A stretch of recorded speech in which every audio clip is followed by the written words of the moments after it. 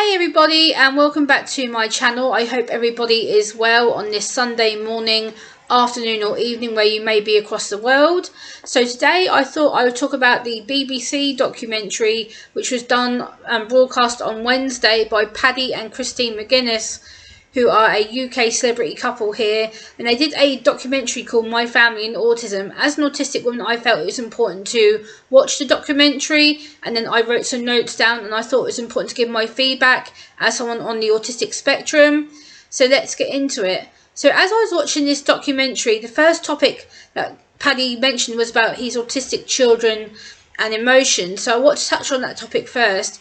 Emotions is such a common misconception when we talk about autism, because he mentioned about his children, will they ever know how loved they are, and will they ever be able to express love?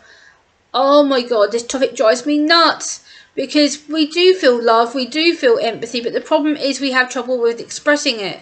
It's the fact that we have trouble with expressing our emotions. Due to being on the autistic spectrum, one of our traits is trouble with emotions and how to express them appropriately, or how to not express them at all. So again, we don't not have emotions, it's just that we struggle to express them. And the fact that he made it out like, oh, will they ever understand emotions? Will they ever be able to feel how loved they are? Will they ever be able to tell me that they love me? Yes, they will, they can. And they'll tell you in a different way that is probably not the normal from what you expect. But I found what was shocking about this documentary is that Paddy's terminology as a parent to autistic children and now a autistic wife was shocking. I know obviously he's finding it difficult to adjust to it and come to terms with having 3 autistic children and now an autistic wife. So I get that he's feeling sad and depressed and lonely and lack of knowledge and everything else. I'm not knocking him for it. I'm not attacking him in the slightest. But the fact that he called autism severe, and that he was like, will my children ever have a normal life? Yes, they will. Yes, they can. But they may need a little bit more specialist support, or as they grow up, they may become fully independent. You don't know that yet. Because they're still young children, and they're still growing up, they're still learning the ways of the world. It doesn't mean that they're going to be severe for the rest of their lives. They may turn out to be very much like myself, who's on the high functioning end and very independent with minimal support. So again, we have to be very careful about the language that we use, and also the way that we talk about autism around children and around autistic adults as well, because of the sensory stimulation and the way that it can make us feel anxious. And I didn't like the fact that he mentioned about autism leaves families feeling hopeless. That is not the truth at all. It again comes down to lack of awareness, education. It comes down to lack of research that he obviously hasn't done before doing this program. But I did like the fact he did meet up with autistic people, autistic children and professionals who work within the autism field. I think that was a good thing for him to do. And of course it's going to be scary for him adjusting to a new diagnosis. Of course it's going to be scary with him knowing that his wife's autistic and his 3 kids are autistic. I get that. I sympathise with him dearly, I do. But autism does not leave a family feeling hopeless. Again, it's down to research, it's down to therapies, it's down to the best way you can interact with your family to make it that little bit easier for you. And I totally get that. But again, you're making it out to the British public and around the world who watches this that autism is bad and that it seems like we're broken, and we're not. But I'm glad that he admitted that he finds it scary, that he's struggling, because that shows he's willing to change. That shows that he's willing to think about what he's saying, that he's willing to get help and support, to look into autism research and to look into autism and therapies and different things that help him and his family better communicate with each other.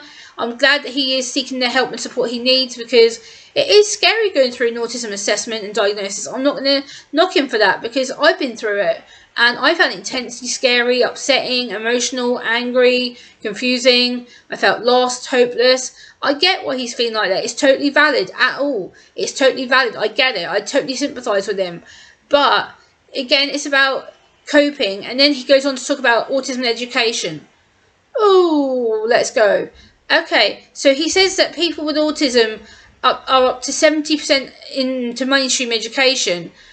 That slightly worries me, but at the same time I'm quite happy about it, because again, people with autism are being included in the mainstream system, which means that we're getting integrated, which means we're getting into a normal setting, or supposed normal setting. And the thing is that we're able to take part within that because we can mimic, we can copy others' behaviour, so we're able to fit in, so we're not noticed as being odd or weird or different. So again, it can be a good thing because we can gain friends and start socialising. But again, like he said, we do often end up either leaving or getting suspended or excluded or permanently leaving school because of the bullying, the teasing, the not being able to cope with the work that's been given to us at the time. So that does worry, because how many autistic children and autistic adults have been excluded or permanently banned from the mainstream education system? And also it's down to lack of understanding and research, and also it's down to the stereotypes of what autism is seen as on the public media. So I totally get where Paddy's coming from with that. He does say that he's worried for his kids' future when it comes to high school or any kind of schooling at all. I totally get that. It's totally 100% valid. Because again, I went through mainstream. I struggled like hell. I struggled through college like hell. I had to learn to mimic and copy and cope and function, and I was seen as, oh, Gemma's doing really well. No, because I was starting to get anxious, I was starting to get crying, I was starting to feel weak, I was starting to feel tired all the time, I was mentally exhausted all the time. So I get where he's coming from again.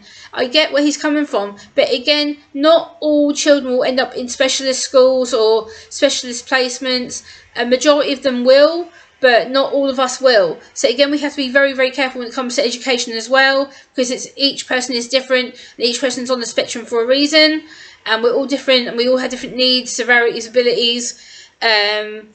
And he does bring up a good point. Again, bullying does happen everywhere. It will happen everywhere, regardless if it's school, work, it's going to happen. So again, it's down to the public lack of knowledge around autism, and I'm so glad that he pointed this out, because it's about time the public did better understand autism and where we come from and what we stand for. Again, it's getting better, the increasing awareness is getting better, the understanding is getting better, but again, there is still a lot of bullying, teasing, mimicking, people taking the mick out of people with autism. And I'm glad that he then did change his tone of voice, because at the beginning he did say that he wished he could take the autism away from his family.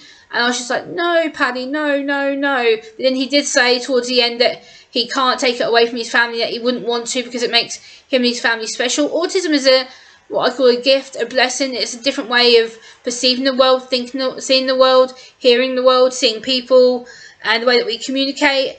And then during this documentary, he later then went on to meet up with Dr. Simon Baron-Cohen from the University of Cambridge, the Autism Research Centre, and they had a talk about destigmatising autism, which I found a fantastic piece of the documentary. I found it was very, very good, the way that they communicated with each other, and the way that he talked to him about that autism is not caused by vaccines, because Paddy did ask him, is vaccines to blame for his children's autism? And Dr. Simon Baron-Cohen was like, no, no, no, no. Vaccines do not cause autism. It's been debunked multiple times.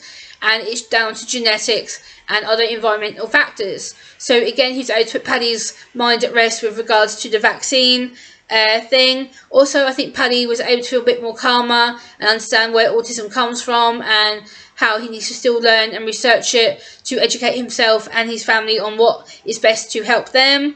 And also he talked to him about his wife, because his wife and him filled out a AQ test. An AQ test is a test to see whether you're on the autistic spectrum and where your severities are, whether you're confirmed as an autistic person or whether you're not confirmed as an autistic person. I took that test myself. Obviously I scored as an autistic person.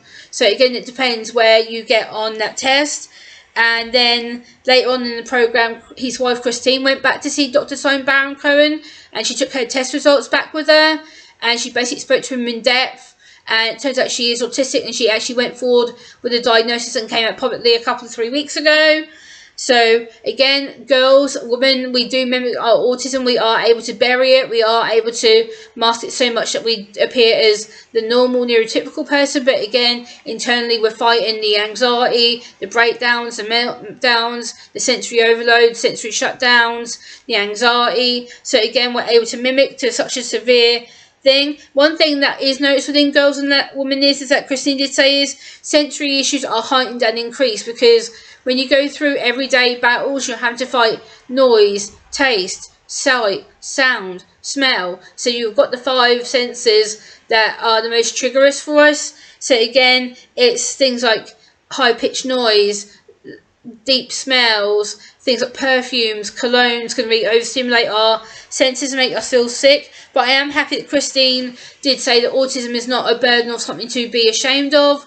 I'm glad that she has said that it is a gift and that it is a different ability from the neurotypical people. Again, they are right about the public perception on how they see autism. We're all on a journey together, and there is still so much for all of us to learn, including Christine and Paddy, and how it affects us for sure.